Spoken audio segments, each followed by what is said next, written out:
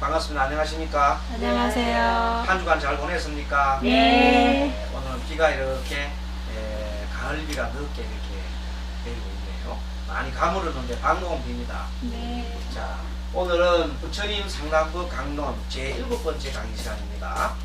부처님께서众생을 교화할 때 여러 가지众생의 근기에 살펴서 딱 맞는 이런 상담을 법을 갖다가 하고 계십니다. 여러 가지 상담문 중에서도 지난 시간에 배운 것은 비유법과 개송에 대해서 배웠지요. 비유법과 개송에 대해서 배웠습니다. 자, 개송에 대해서 배운 걸 지난 시간에 잠깐 복습을 하겠습니다. 개송에 대한 거 페이지가 몇 페이지 나오냐면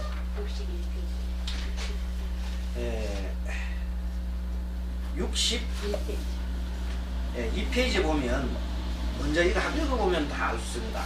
자, 늙은 아버지를 버린 아들 경전 사례 34 나오지요. 네.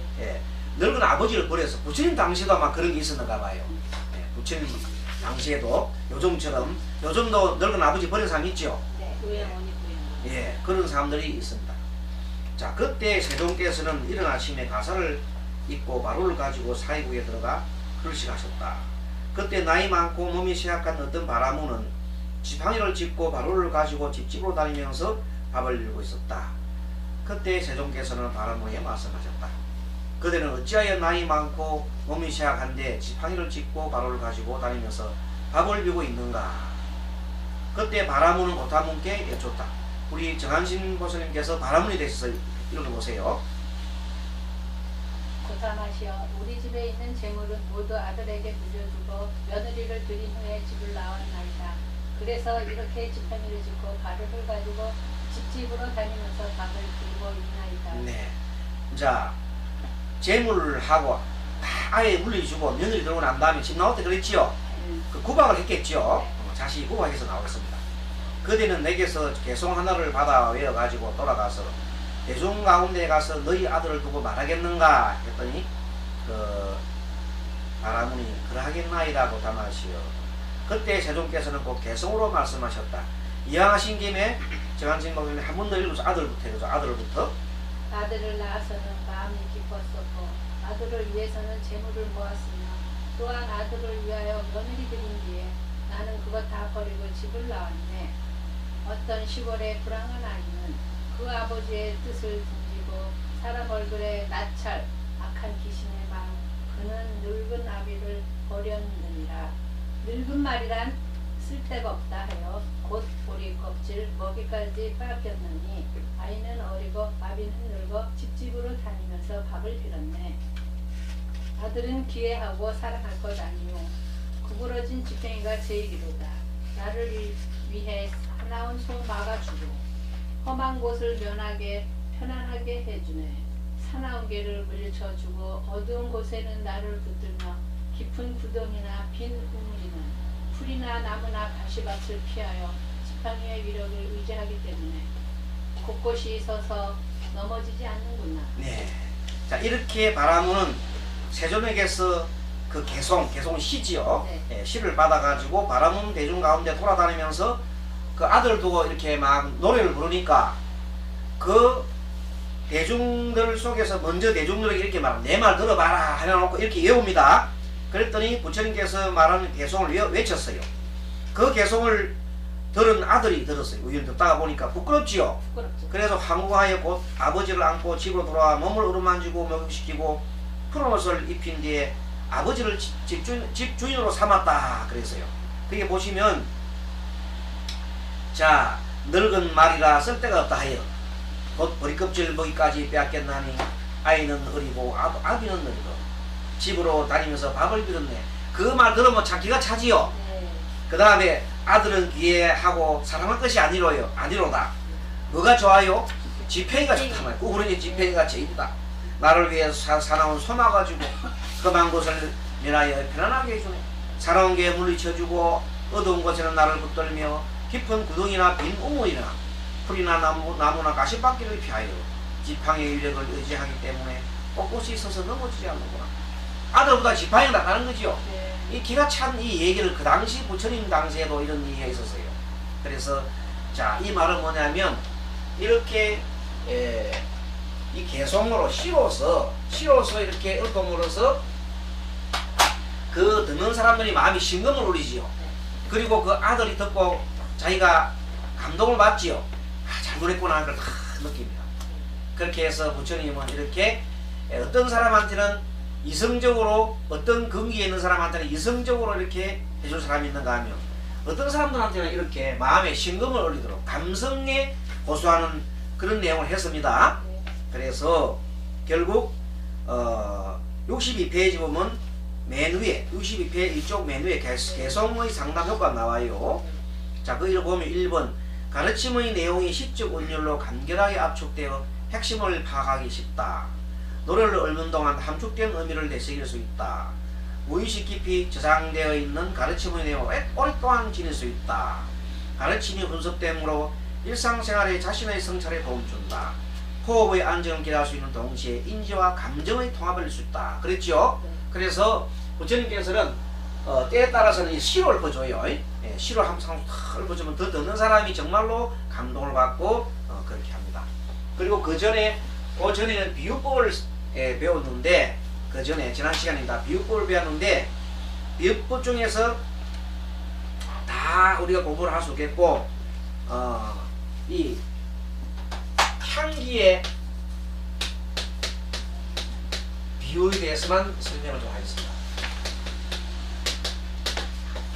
향기의 비유. 자, 59페이지 보면 그 상담 내용 해가지고 59페이지 보고 있어요. 네. 상담 내용 큰 벽을 앓고 있는 케마라는 사람 있죠. 네. 케마라는 비구예요. 비구 스님이에요. 큰 벽을 앓고 있어요. 그래서 케마가 지금 끙끙 앓고 있고, 앓으면 여러분 몸에 아픈 곳에 다 신경이 가 있지요. 네. 자, 그런 상태에 있는 거예요. 그러다가 다사카라는 사람이 이제 케마 옆에 도와주는 그 비구예요. 그 다사카가 이렇게 케마를 강화하던 다사카가 여러 상자비구라면 비구들 중에서 높은 사람들 말해요. 상자비구들, 높은 데 공부를 많이 한 사람들. 상자비구들이 있는 쪽을 이제 왔어요. 다사카가 와가지고 오니까 상자비구들이 먼저 케마가 요즘 어떻게 지내느냐 물었어요. 케마가 요즘 어떻게 지냈더니 케마가 많이 아픕니다. 그랬어요. 그래서 자, 그러니까 비구들이 말하기를, 그러면은 서가세존이 말한 5가지 쌓임. 자, 5가지 쌓임이라는 것은 여러분들 기억을 좀 되새겨 보세요. 5가지 쌓임 오늘 말해요. 오늘 5가지 무더기죠. 색수상 행식이에요. 색, 소상, 이 색수상 행식에 대해서 관찰해 보았는가 이렇게 물은 겁니다.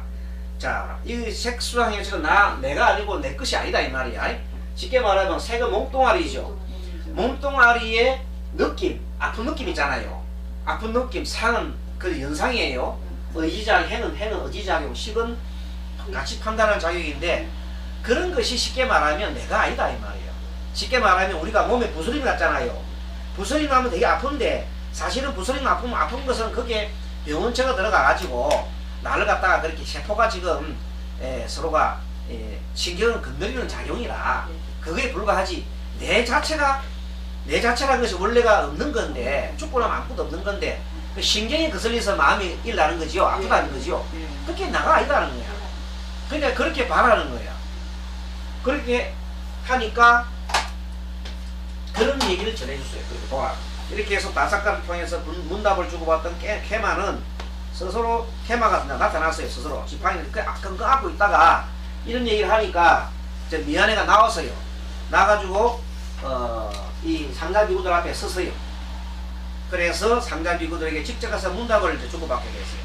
그 과정에서 케마는 나라는 관념은 마치 꽃향기 같아서, 꽃향기, 그 뿌리나 줄기, 잎, 꽃술 어느 것도 꽃향기가 아니다. 그렇다고 해서 뿌리나 줄기, 잎, 꽃술과 다른 것도 아니다. 자, 뿌리나 줄기나 잎, 꽃향기가 나오는 것이 뿌리에서 나는 것도 아니고 줄기에서 나는 것도 아니고 잎에서 나는 것도 아니고 꽃소리 나는 것도 아니고 그 전체의 나무 전체에서 나는 거예요. 꽃나무 전체에서 내 향기가 풍긴단 말이에요. 그러면 그 중에 하나라도 없으면 꽃향기가 나타나지요. 예, 그렇듯이 나란 몸 자체는 아니지만 그 외에 다른 것도 아니다. 그래서 이제 뭐라 하냐면 여러 상자님들 내 말 들어보시오. 무릇 지혜 있는 사람은 비유로 말미암아 이해가 되는 것입니다 하면서 마치 유모의 옷을 빨래집에 주면은 제물로 때를 빼지만 아직도 냄새가 남아있어요. 그런데 그 남아있는 냄새에다가 여러가지 향기를 쏘입니다. 요새 말하면 피존을 치면은 향기가 나서가지고 냄새가 없어진 게 아니라 냄새를 덮어버린 거죠. 그렇죠. 자, 그와 같이 지금 내가 아프잖아요. 아프면은 자, 아픈 데다가 아픈 것을 계속 아프다 생각하면 안 되잖아요. 그럼 어떻게 해요? 아픈 것을 잠시 멈추고 아미타불을 해온단 말이야. 향기를 쏴가지고 아미타불 해듯이 이렇게 하는 것이나 아니면은 내가 내 몸이나 나의 그 상처난 부위가 내가 아니다 이렇게 생각하는 거예요. 생각하면서 그것이 언젠가 영원한 것이 아니죠. 영원하지 않고 죽고 나면 또 없어진단 말이야. 그래서 그런 거를 관하라 하는 것이 그렇게 이제 옛날에는 그렇게 그것을 그렇게 4년초로 관해라 이 말입니다. 그럼 요즘 스님 법문에 의하면 그때 많이 아플 때 지극히 아프면 있는 혼시형을 해서 아미타 불러야 되죠. 그래서 향기를 쏜단 말이야. 향기를 쌓아 뿌리면 아미타불의 향기를 쌓아 뿌리면 아픔이 잠시 멈춰지는 거예요. 그러다 보면 실제 고통이 있어 벗어날 수 있어요. 알겠죠? 그러니까 어떤 사람이 암이 걸렸잖아요. 암이가 지금 말기 암이 걸리는데 이왕 죽으면 막 이렇게 죽으나 저렇게 죽으나 절이나 시커나 죽자고 절한다고 했지요. 예. 절에다가 절하는 데만 계속 신경 쓰다 보니까 결국 나중에 병도 났었다 했지요. 그 절하는 그 자체가 바로 향기란 말이야. 알겠습니까? 그렇게 비유를 한 겁니다. 그래서 비유를 하니까 나아가 온이 모이며 멸하는 이치를 관찰하면 온이 모이고 멸하는 이치 이 모든 것들이 전부 다 색수상 행식으로 일어나기 때문에 일어난 거지요. 네. 세포가 있고 몸이 있으니까 그게 아픈 것이지. 이래 하면서 자신을 갖다가 아픔과 이렇게 분리시켜서 생각해 보면은 아플 것도 없단 말이에요. 그래서 나아가 온이 모이며 멸하는 이치를 관찰하면 나라는 교만과 욕심과 번뇌가 모두 없어진다. 그래서 그 냄새가 느끼지 않도록 뭘 해요? 향기를 쏘는 것이다. 그렇게 해서요. 그 지난 시간에 그렇게 배웠고 오늘은 진도를 나가야 되니까 65페이지 예화, 위의 감화, 분별 이 세 가지입니다. 뭐 예화라는 것은 어려운 게 아닙니다. 이야기다 말이야. 이야기. 예, 이 얘기를 참 부처님께서 옛날 얘기를 많이 하셨어요. 스님도 보면 전생 얘기를 많이 해주지요. 네, 그래서 얘기를 많이 하다 그 얘기 속에서 사람들이 이해하고 통찰을 합니다. 자, 그래서 한번 보겠습니다. 서가모니 부처님께서 금운고 말고 소리만 가져오너라 이 말이에요. 어느 때 부처님께서 고산비국 고시타 동산에 계시면서 여러 비구들에게 말씀하셨다. 지정한 세상에 이건 얘기를 하는 겁니다. 어떤 왕이 일찍 있었던 좋은 금운고 소리를 듣고 몹시 사랑하고 즐기면서 거기에 빠져가 집착했습니다.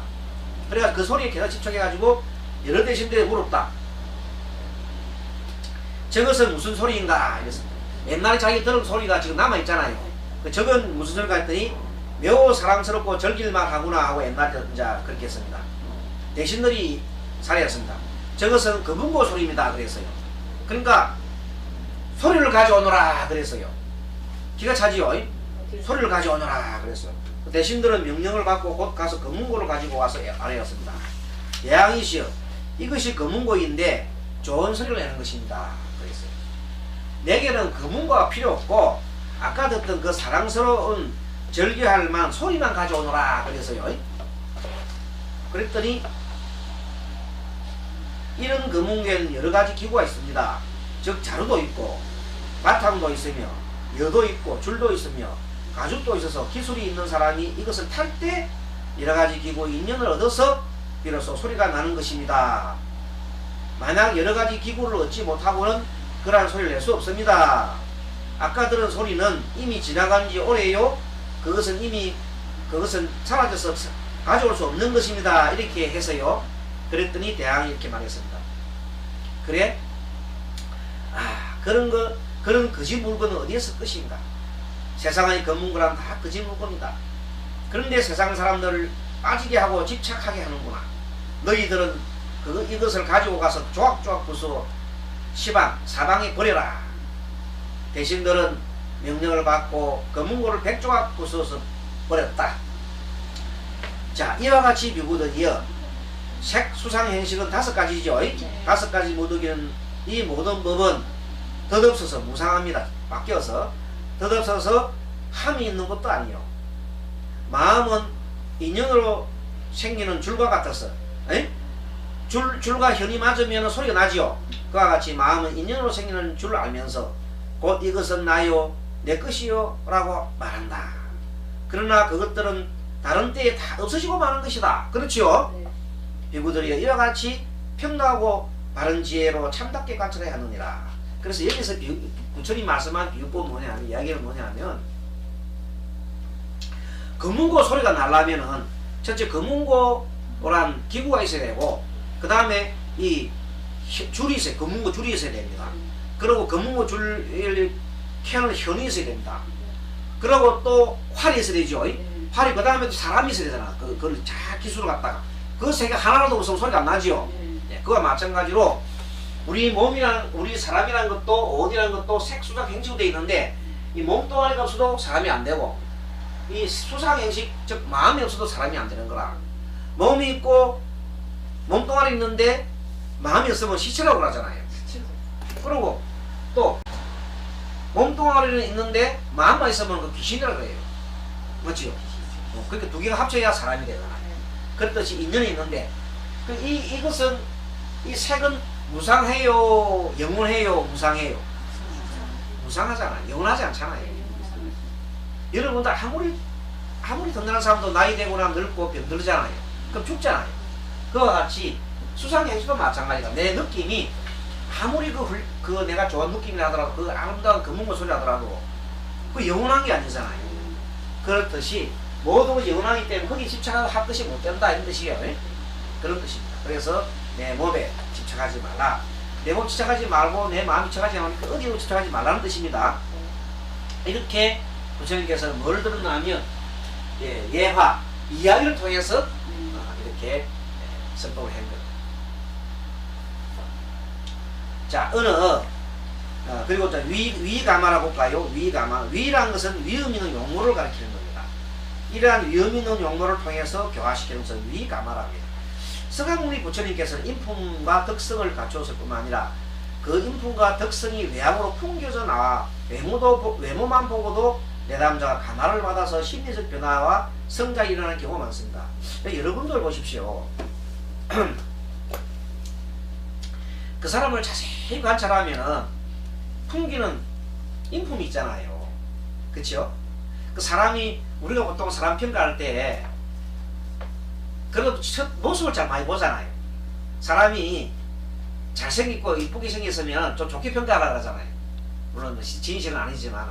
그러나 만약 그런 중에서도 비록 조금 얼굴은 못생기고 하지만 워낙 교양이 있고 행동이 아주 맵시가 있고 그 다음에 마음가짐이 좋은 사람은요 얼굴이 선하게 나타납니다. 맞지요?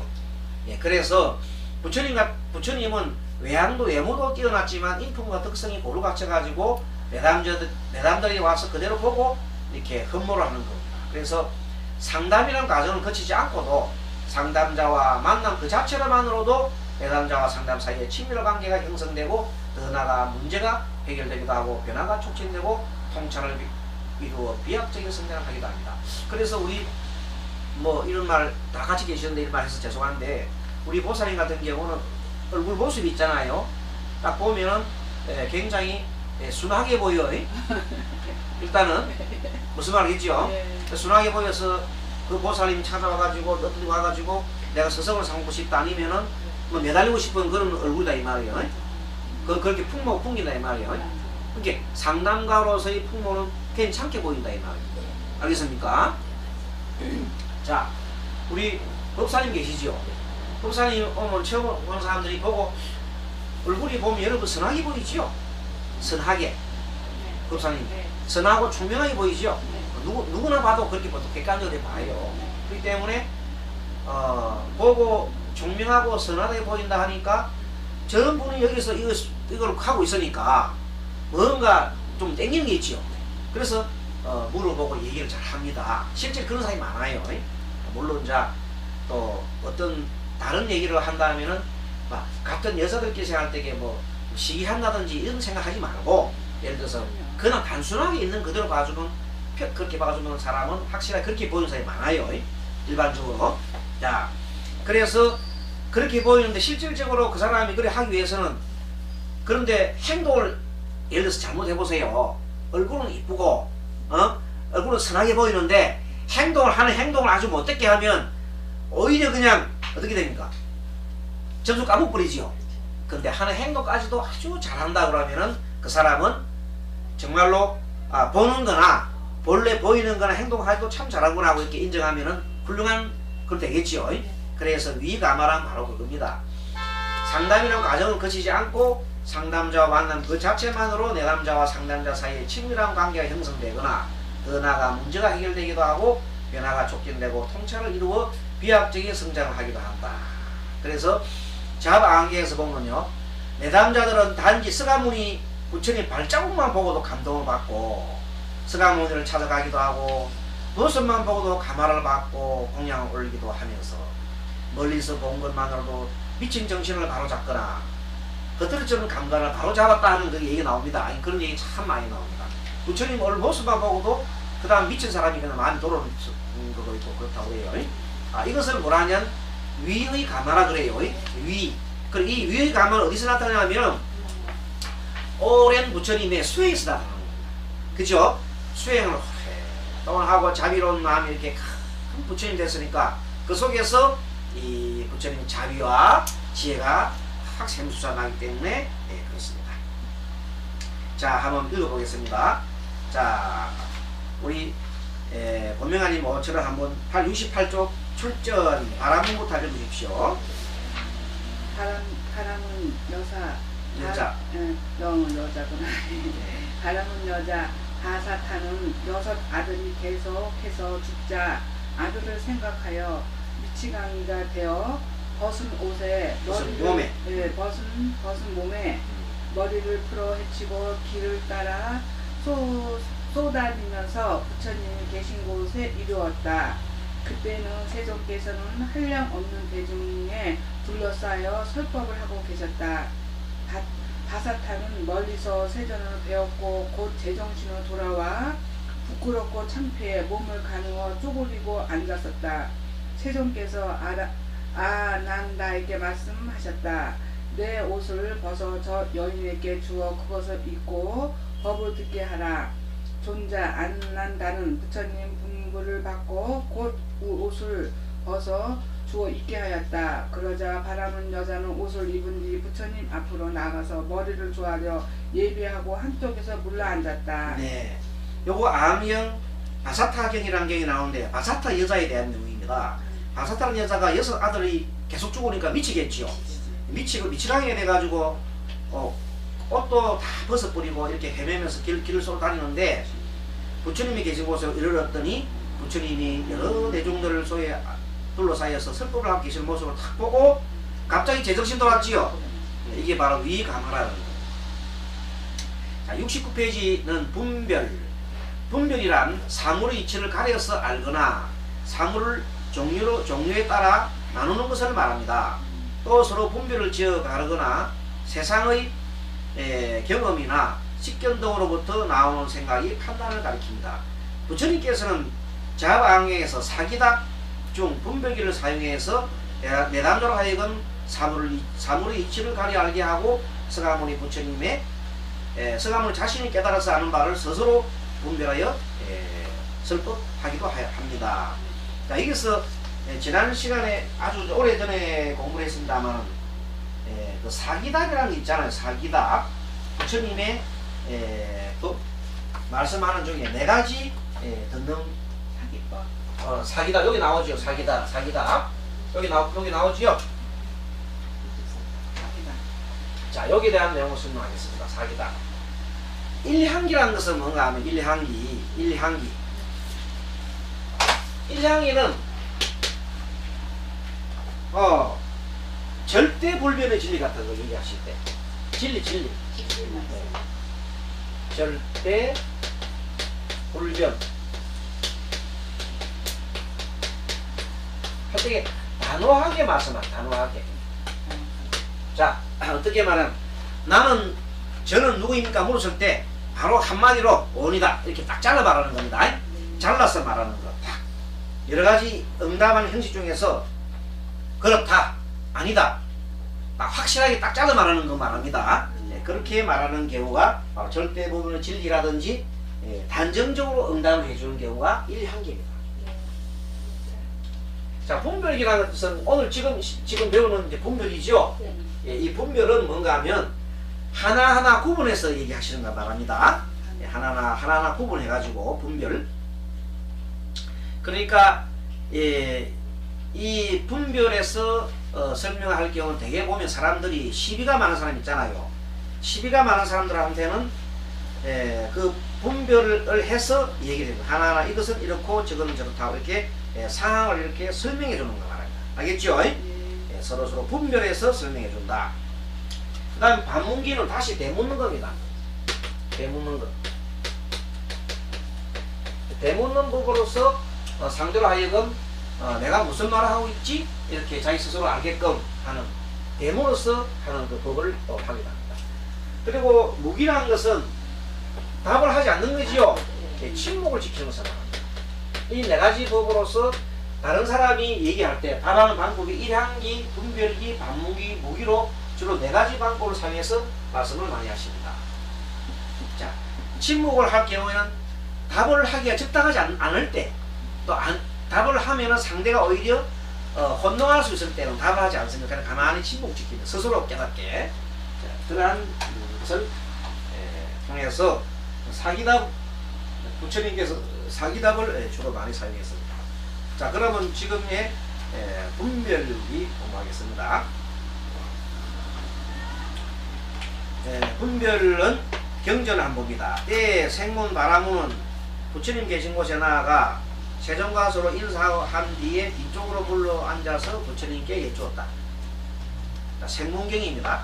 고타마시여, 제가 들음에 고타마께서는 오직 내게 보시하고 다른 사람에게 보시하지 말라. 내게 보시하면 큰 결과가 없고 다른 사람에게 보시하면 큰 결과를 얻지 못했다. 마땅히 내 제자에게 보시하고 다른 사람에게는 보시하지 말라. 내 제자에게 보시하면 큰 결과를 얻고 다른 사람의 제자에게 보시하면 큰 결과를 얻지 못한다고 얻지 못한다고 말합니다. 이렇게 얘기했을 때, 자, 뭔가 하면 시비했죠, 시비. 자, 부처님 와서 이제 그 생문 바라문이 시비를 걸었습니다.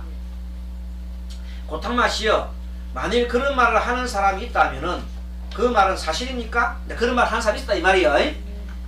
혹은 고타마님을 비방하려고 한 말은 아닙니까? 사실대로 한 말입니까? 또 법다운 말, 그것이 법다운 말입니까? 그것을 법을 따르는 말입니까? 혹은 다른 사람이 그 말을 가지고 와서 꾸짖지는 않겠습니까? 여러 가지 막 분별해서 말하지요. 쉽게 말하면 부처님한테만 공양을 올려야 되느냐, 부처님 제자한테만 올려야 되느냐, 다른 사람한테 하면 공양이 되지 않는 건 아니냐, 이걸 좀 분별해서 얘기해 달라는 겁니다. 따지러 왔어요. 그래서 부처님 말씀 어떻게 하시나 보세요. 부처님께서는 바라문에게 말씀하셨다. 어떻게 얘기했어요?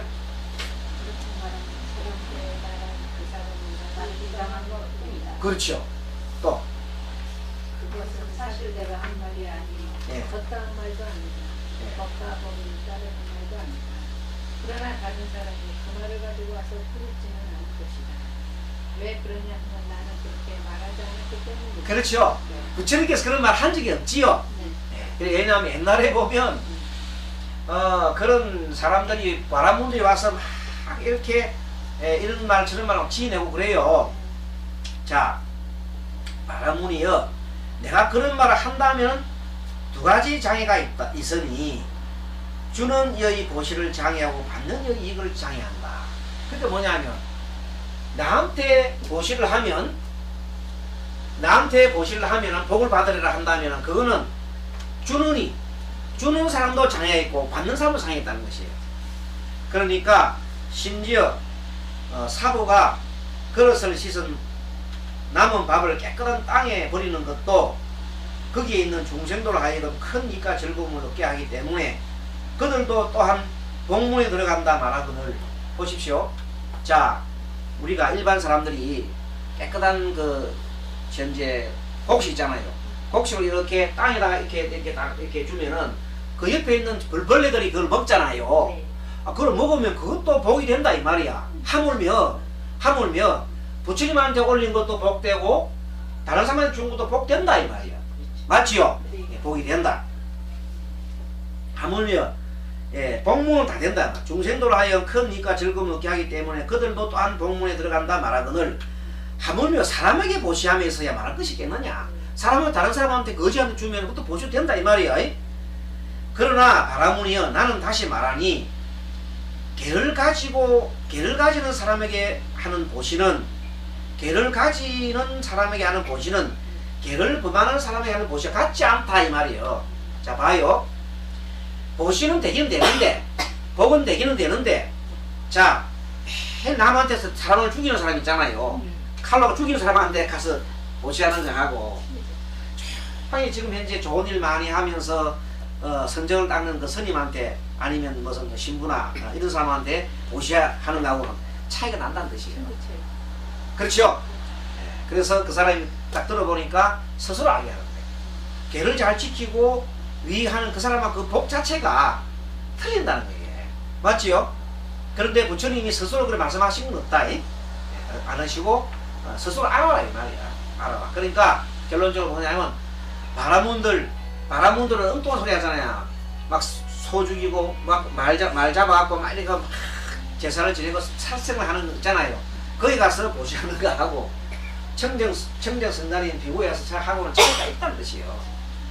그러나 있긴 있지만 보시하는 자체는 틀이 없다는 거예요. 왜? 벌레한테 줘도 보시가 되는데 사람한테 줬으니까 보시는 안 될 수는 없잖아요. 그러면 스스로 할 때 이왕이면 보시를 해가지고 좀 더 예를 들어서 자기 스스로 자기가 보시할 때 아무 생각 없이 마음 생각 없이 내가 이걸 보시를 하면서 복을 받으리라 생각을 하고 보시를 하게 되면 그게 복이 안 되잖아요. 그렇기 때문에 거지한테 하는 거나 부처님한테 하는 똑같다는 뜻이에요. 만약에 복을 받겠다고 생각을 하는 마음을 가지면 그게 차이가 나지요. 그렇죠? 그게 거지한테 가서 보시를 이렇게 하는 깨끗한 마음이나 부처님한테 하는 깨끗한 마음인 아무런 자기의 마음속에 그 없이 하면은 그게 뭐 차이가 나겠어요. 맞지요? 그러나 그래도 그 차이는 하지 않지만 보통 사람은 그렇게 할 수 없잖아요. 보통 사람은 내면서 마음을 일으키잖아요. 거지한테 주면서 그냥 마음에 아무런 동정심 없이 주는 경우도 있지만은 동정심 가지고 주는 경우도 있지만 그런 경우도 있잖아요. 그래 마지못해 주는 경우하고 정말로 불쌍히 주는 거하고도 좀 차이 나겠지요. 네, 그렇습니다. 그러니까 어떤 마음을 가지고 하는 것이 중요하기 때문에 그런 말씀을 분별해서 말씀하신 겁니다. 다시 말씀드리면은 그래서 씻은 남은 밥을 깨끗한 땅에 버리는 것도 거기에 있는 중생도로 하여금 큰 이익과 즐거움을 얻게 하기 때문에 그들도 또한 복문에 들어갑니다. 분명히 복문 들어갑니다. 하물며 사람에게 보시함이 있어야 말할 것이 있겠느냐. 그러니까 어디 하나 마찬가지다 이 말이야. 하지만 그러나 바라보니여 나는 다시 말하니 개를 가지는 사람에게 하는 보시는 개를 범하는 사람에게 하는 보시와 같은 건 아니라는 거예요. 그거를 깨달으는 거예요. 그러면 개를 갖다가 잘 범하지 않고 하는 사람한테 보시하는 게 더 낫겠지요. 네. 그런 것을 얘기하는 거예요. 자, 71번 접근법에 보면 실존주의적 접근. 자, 실존주의적 상담에서는 세계란 우연히 존재하며 인간은 그러한 세계에 던져진 존재로 봅니다. 실존주의 상담은 인간은 자유의지를 가진 존재로서 자신의 본성을 깨닫고 운명에 대해 책임을 져야 합니다. 그래서 인간은 자유와 선택과 책임을 강조합니다. 그런데 서가모니 부처님께서는 세계를 우연하게 존재한다고 보지 않습니다. 항상 원인과 결과가 있다 봅니다. 그래서 서가모니 부처님께서는 나가 무명에 덮여 물질에 대한 집착 등으로 말미암아서 만들어졌다고 보는 겁니다. 그래서 인간이 이렇게 세상을 만들어낸 주체가 되고 스스로 책임을 느끼고 이 세상의 무상함을 보며 본래의 자기를 깨달아 했다는 것을 강조했습니다. 이런 맥락에서는 현대 실존주의 접근에 있는 자유와 선택과 책임과 비슷한 맥락을 가지고 있습니다. 그러니까 부처님께서는 항상 미래가 정해져 있다 했어요, 안 했어요? 네, 미래는 정해져 있다 했어요. 네, 미래는 참 훌륭하십니다. 미래는 정해져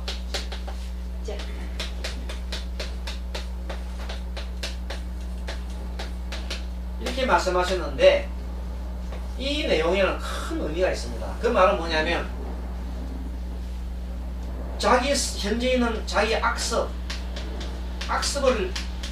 고치지 않으면 어떻게 돼요? 악한 값을 받지요. 네.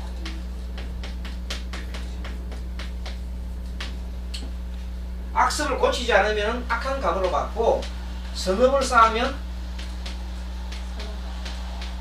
선업을 행하면 선한 값을 받는 뜻입니다. 선한 값을 받는 이 말씀하신 거예요.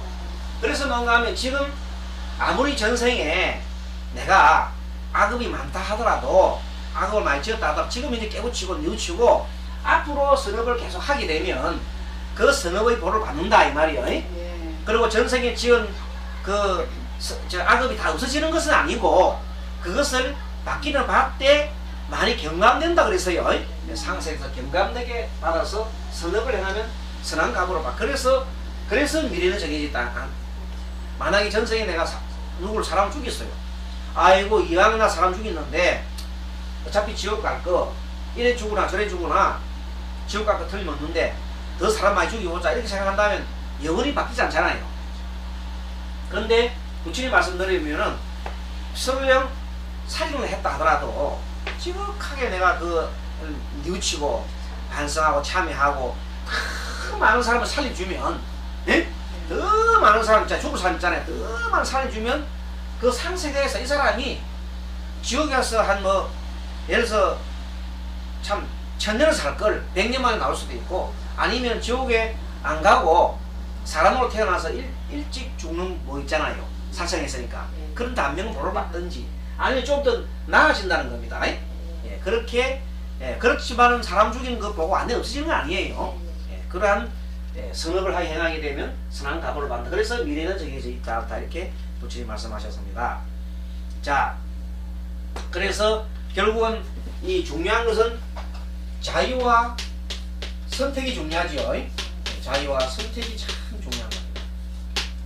항상 이렇게 선업을 쌓도록 이렇게 선택을 해라. 그리고 또 자기가 만약에 악업을 지었잖아요. 악업을 지은 데 대한 책임을 져야 돼요. 악업에 대한 책임을 져야 돼. 그렇죠? 악업을 지어놓고 악업에 대한 책임도 안 진다면 안 되죠. 악업에 대한 책임을 져라. 그럼 책임지려 하면 악업을 해라. 악업을 지어라. 그러니까 확실한 부처님께서 말씀을 이렇게 해주신 겁니다. 자, 경전을 한번 들어보겠습니다. 흐르는 강물이 더 많은가 흘린 눈물이 많은가 하겠습니다. 어느 때 부처님께서 사이국 제다숙 외로운이 돕는 동상 기수급 고독이나 그래요. 사이국 제다숙 외로운이 돕는 동상 합쳐서 기수급 고독은 기원정사란 말이에요. 응? 사이국 제다숙 외로운이 돕는 동상을 줄여서 기수급 고독이라 그래요. 기수급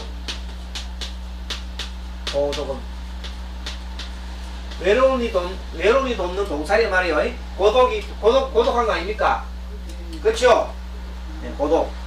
그러니까 외로운이 돕는 동산. 제다숙 외로운이 돕는 동산. 기수급 고독이라고 해요.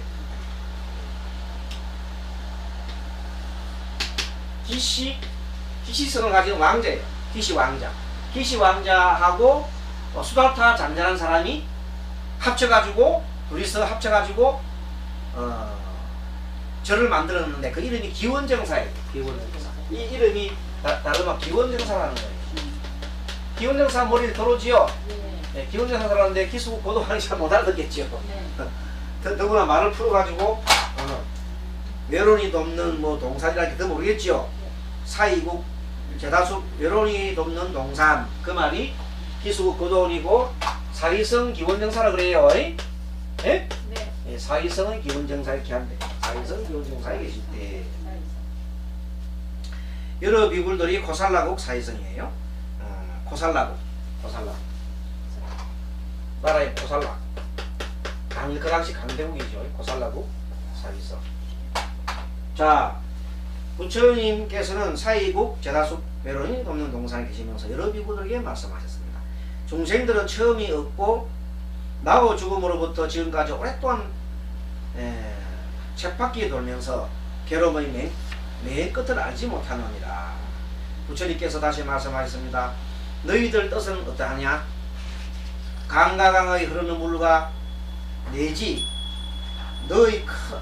내 큰 바닷물과 너희들이 과거 오랫동안 나고 죽음의 바퀴를 돌면서 흐르는 물과 어느 쪽이 많겠느냐 이렇게 얘기했습니다.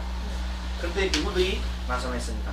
저희들이 세종께서 말씀하신 것을 이해한다 하는 것 같다면 저희들이 과거 오랫동안 나고 죽음의 바퀴를 돌면서 흘린 눈물이 강과 강 흐르는 물보다 더 많았다 이 말입니다. 알겠습니까? 그러니까 바다 물보다도 더 많이 흘린 게 우리 눈물이다 이 말이에요.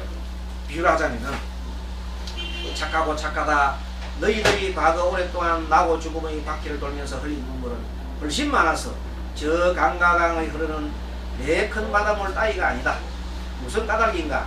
너희들이 과거 오랫동안 부모, 형제, 자매, 친척, 친구들을 잃고 또 재물을 잃어서 흘린 눈물은 매우 많아 한량이 없다는 것이다. 또 너희들은 과거 오랫동안 묘지에 버려졌을 때나 지옥이나 축생 아기로 태어나 고름과 피를 흘렸다. 너희들이며 비구들이여 너희들이 지금 처음이 없는 나고 죽음으로부터 과거 동안 바퀴를 돌면서 그 몸에서 흘린 피눈물은 매우 한량없이 많으니라. 알겠습니까? 그러니까 우리가 지금 피 흘리고 눈물 흘린 게 과거 생에 세계에서 무수히 많은 세월을 보면 바닷물보다 많다는 뜻이다 이 말이에요. 그만큼 많다. 이거는 누경이라고 해요. 눈물 흘리는 경. 그래서 이런 얘기 들으면 여러분들 실존주의적인 생각이 들지요. 피부로 막 와닿지요. 그래서 이 피부로 와닿는 그런 말씀을 했습니다. 그 다음에 채찍을 맞아야 길드는 인연에 대한 건데요. 요거는 참 재밌습니다. 재밌고 이 경전은 정말로 한번 들어보면 여러분 머릿속에 쏙쏙 들어갑니다. 한번 보겠습니다. 서가모니는 제자들에게 세상에 4가지 말의 종류가 좋은 말이 있다고 그랬어요. 4가지 종류의 좋은 말이 있다고 그랬어요. 자, 비유를 하면은 다음과 같다. 자, 4가지 종류의 말은 어떤 거냐? 첫 번째 말은 채찍 그림자만 보고도 곧 그냥 길드는 좋은 말. 채찍만 들면은 계속 말이 달려가는 거야. 막 때리도 안 해서. 자, 이 말은 뭐냐면 다른 마을에 누군가 병들어 고통받다가 죽었다는 말을 듣고는 곧 바른 생각이 의지하는 사람. 바른 법과 유래 스스로 잘 길든 첫째 착한 남자 같습니다. 자, 여러분들 보세요. 다른 먼 이웃에 누가 죽었어요. 네팔에 사람들 네팔에 지진이 일어 죽었어요. 그럼 우리가 딱 볼 때 사람은 저렇게 험하게도 갈 수 있구나. 나도 언제 죽을지 모르는구나. 이렇게 생각하면서 한시를 다투고 아미타불 기도를 하고 한시를 다투도 좋은 착한 일하고 이렇게 하면은 바로 좋은 말이야. 채찍을 안 됐는데도 그 그림자만 보고도 좋은 일을 하는 사람. 두 번째 말.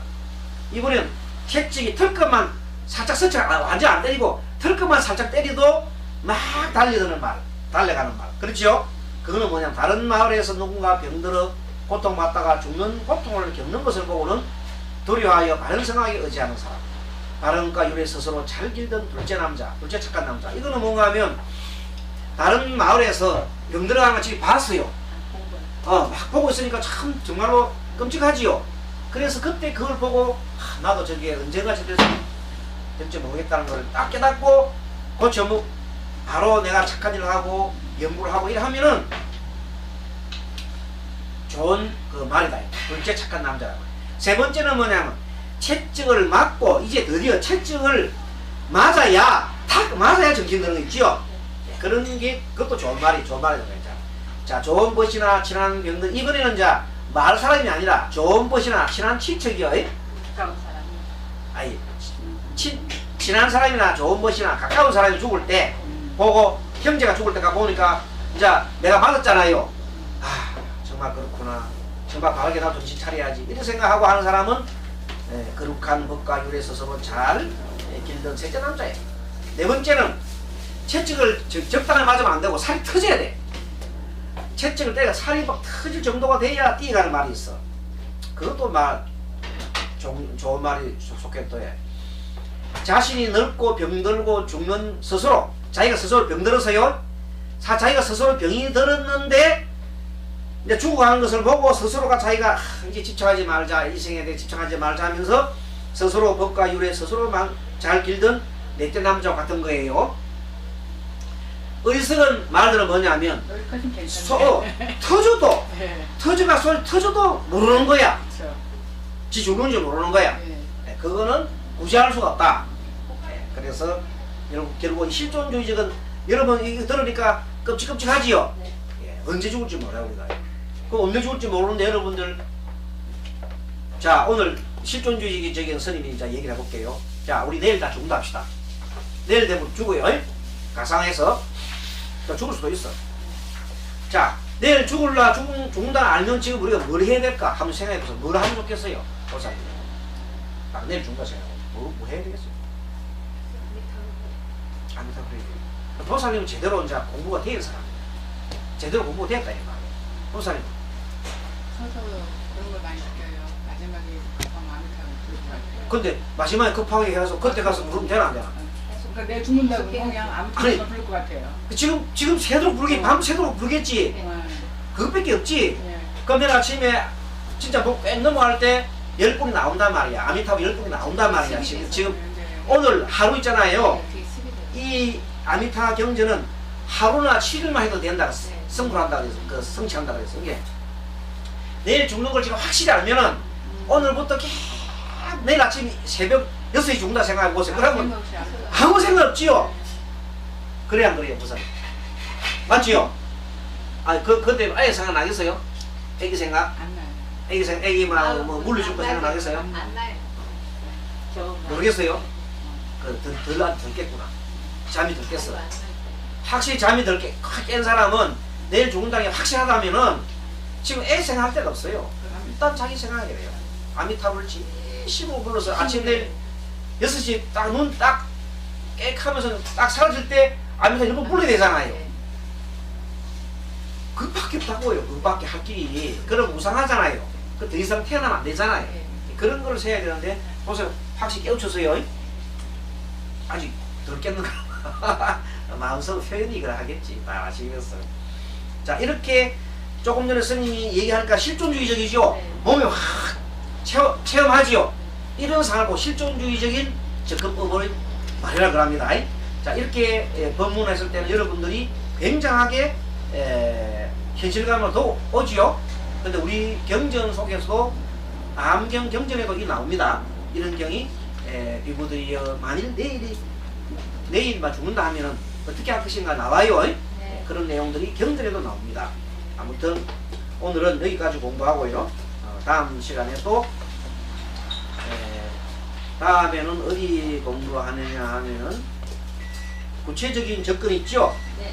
구체적인 접근, 현실적인 접근, 현실적인 접근법 공부를 하겠습니다. 그리고 지난번 지나간 그 우리가 이 많이 배운 거 있잖아요. 이런 것도 중간중간에 그동안에 강의가 좀 참석하지 못한 분들을 위해서 중간중간에 오늘처럼 이 사기답이 나오면 이렇게 설명해 드릴 테니까 빠지지 말고 이렇게 나오시고, 그 다음에 혹 지난번 강의 못 들으신 분들은 책을 조금 읽어보셔요. 구체적으로 읽어주셔야 이제 이 강론 한국 배우면서 정말로 부처님이 어떻게 중생을 제도하셨는가를 조금 우리가 알 수가 있는 겁니다. 자, 다 같이 합장하시고 한 주간 또 행복하게 지내는 통해서 다 뵙겠습니다. 같이 마하반야 바라면서 뵙겠습니다. 같이 마하반야 바라기 행복한 한 주 되십시오. 고맙습니다. 감사합니다. 시천을 하니까요. 그럼요.